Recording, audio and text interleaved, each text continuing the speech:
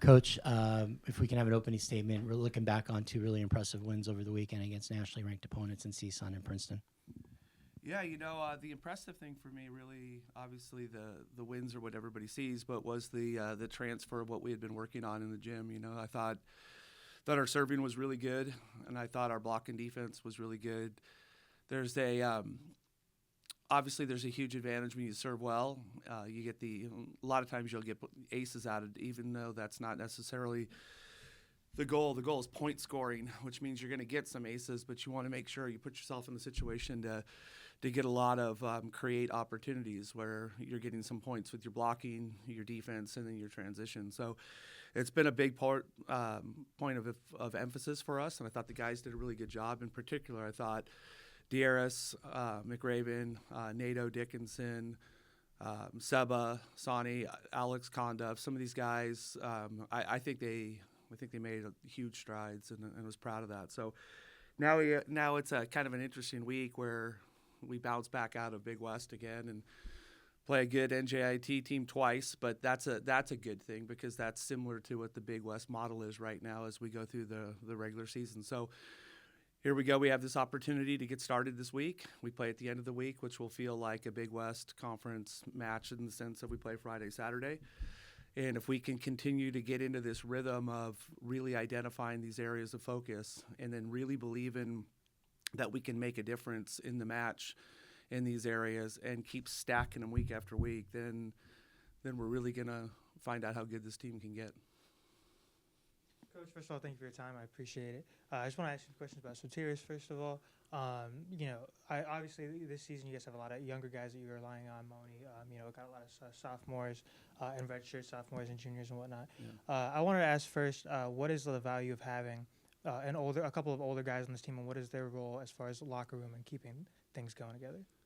Yeah, well, our Sodi and Sky and Connor Bloom are our captains, and captains are an interesting thing because a good captain takes on his own leadership style. He's not trying to be the captain from last year or trying to be a captain that he remembers from years ago on a team he played on. He's trying to be authentically him. And the thing about Sodi is that there's nothing on the volleyball court that Sodi can't do for us, So we're really, really good in serve receive, and a big part of that is because of Sodi. We're really good offensively at times from front row and back row, and that's a big part of that is Sodi. He's really intelligent behind the end line. He really helps our serving game because there's so many different things he can do from the end line, whether it's bring his heat serve or mix it up, and he can be very tactical. But I think that the thing that probably gets lost with Sodi is that he's, in a lot of ways, he's like a coach on the court in the sense of from communication. We definitely don't want our guys coaching each other, but you definitely want your guys communicating about your systems and about the next play and making adjustments on the court. And I think his volleyball IQ is really, really high. So he's able to think what his job is and what he should be doing, but he's able to have conversations about kind of the overall feel of the match and just the ebbs and flows of the match and good feedback to the coaches. So there's a lot that guys that have years under their belt, not only in volleyball, he has years under his belt in volleyball besides Long Beach State, but he also now has years within our program, so he understands our systems. So he's a big part of what we do in pretty much any area and every area. How have you seen him grow from the first year transferring from Ohio State here for his sophomore season to here? What do you say the biggest difference is as him as a player from then to now? Well, I think that probably just the overall comfort level, which means that there's a maturity that grows. I mean, I don't mean from that he had a long way to go individually. It's just like there's a maturity that happens when you play and you get to do something the first time, yes. The second time, the third time, you come in for your second fall, your third fall, you go through our systems, our retreat that we do in the fall to get used to me as a head coach, get used to the gym. So the growth has been pretty substantial, but the growth has also started at a pretty high point. So it's turned him into the player he is today. You guys had a doubleheader recently against Barton where, in addition to all the sweeps that you've been having recently, it was a lot of getting different players involved and whatnot. How is that like you were saying with locker room leaders and your captains and whatnot? Yep. What is it like having games where you can just go to a whole different lineup and just have them take care of business? Yeah, it shows the quality of our gym. You know, we talk about that all the time. We have a very limited sub rules, so people don't get to see a lot.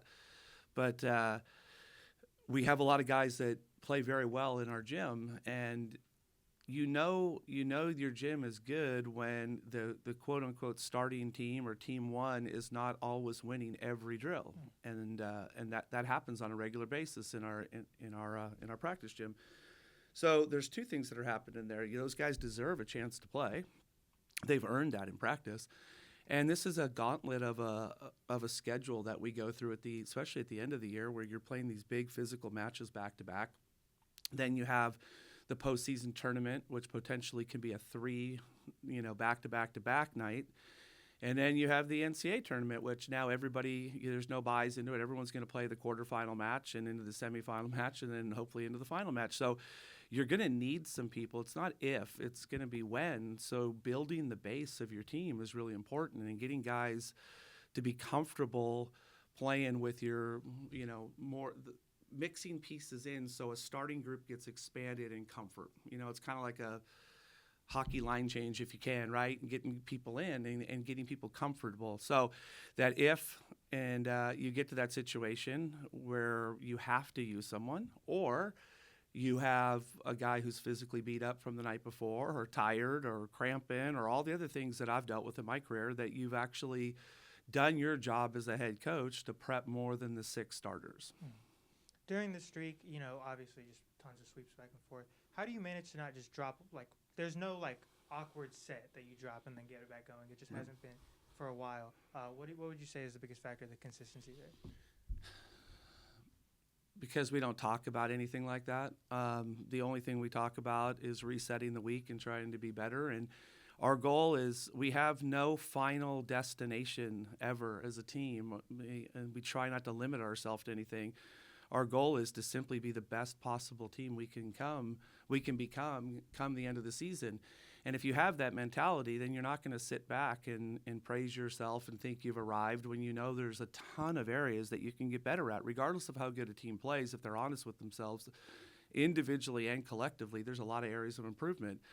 And leadership, what is leadership at a time like this in the season? Leadership is the opportunity to communicate with your guys about the things that they can do better. Yes, you can point out things that they're doing well, but learning ways to challenge your team individually and collectively to try to continue to move the mark, because we just don't want to let up. So I think the guys believe in what we talk about on Mondays, but just by their communication with us and their notes that they send us that are pretty impressive over the weekends, of what they're looking to get better at. And I think the program has gotten to a point where the only thing that we talk about the next week is us getting better, and we factor in the teams we're going to play, things we know we're going to maybe have to do because this team does something special this way offensively, or this team does something serving, whatever it is, things that we want to sprinkle into what we're doing. But the whole mindset is about, as a unit, how can we improve? And if you're super consistent with that on the Monday, regardless if it was a quote-unquote big win, conference win, or non-conference win, doesn't really matter what it is, or even after a loss, I think the guys understand that whatever we did up until Saturday of the last week is 100 years behind us, and the only thing that matters is this week. And it's not something that we just want to say, it's something that we try to live. I think we have a pretty good chance of continuing to get better. And when we run into some rough spots in a match, or we run into a rough spot in a weekend, or even against an opponent for the match itself, we try to work through that and use it as lessons learned. And the last piece of it all is that we believe in this program that you can take as much from a win as you can from a loss if you're honest about wanting to improve. Thank you, Coach. I appreciate it. Yep. Coach, just one for me. If you can just have a word. Last week, there was an announcement for USA Volleyball that there are 3 former Long Beach State players that will be inducted into the Hall of Fame this upcoming year. Yeah. So if you have a word for David Lee, Tom Hoff, and then on the women's side, Taiba Hanif Park. Yeah, I mean, they're all no-brainers. I mean, they're all super special in their own right. Taiba, what Taiba did at her time here at Long Beach was spectacular. And you know, she wasn't only volleyball; she was obviously track at the same time. And I remember her as a freshman on this campus, and she had a long way to go just because she hadn't played that much volleyball. And what Brian Gimolaro was able to do to train her, and what she was able to do to invest to become the volleyball player she was and have the career she did here and the career she had for USA Volleyball is spectacular. What an amazing honor for her and very well deserved. And when it comes to David and Tom, I mean, it's pretty special. Out of the 3 middle blockers on a gold medal team, 2 of them were Long Beach State. I love that. And Tom had such a huge impact on that entire generation of volleyball that came through with all those guys that played together from, you know, like 2000 until even leading into the quad I coached in 12 as the captain, and just the work ethic and the leadership and just that mentality of getting better all the time type guy. He had such a spectacular career, and I think all the guys on the team, especially the middles on that team, will, whether he was starting or not, would admit to that. And he was like that when he was here. And you know, David had an amazing career and was an enormous piece of that gold medal team in 08. Came up with some big time blocks in the semis to get him there, and even in the quarters. I had a great opportunity to coach David when he was here, and I got a chance to coach him in London. And I think the thing that will always stick with me is like it's rare in volleyball that you see someone kind of get hot. Like you watch like Steph Curry play basketball, right? And he'll get hot, and it's like he's not going to miss. Doesn't matter if he shoots from half court, he's not going to miss right now.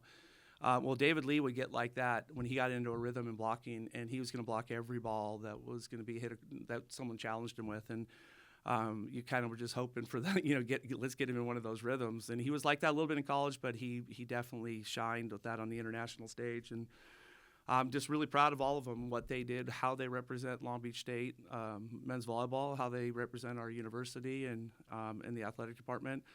But three from one sport, one in one class. That's pretty spectacular. So congratulations to both the men's and women's programs here, and men's and women's national team programs. But most importantly, to those 3 very, very amazing athletes.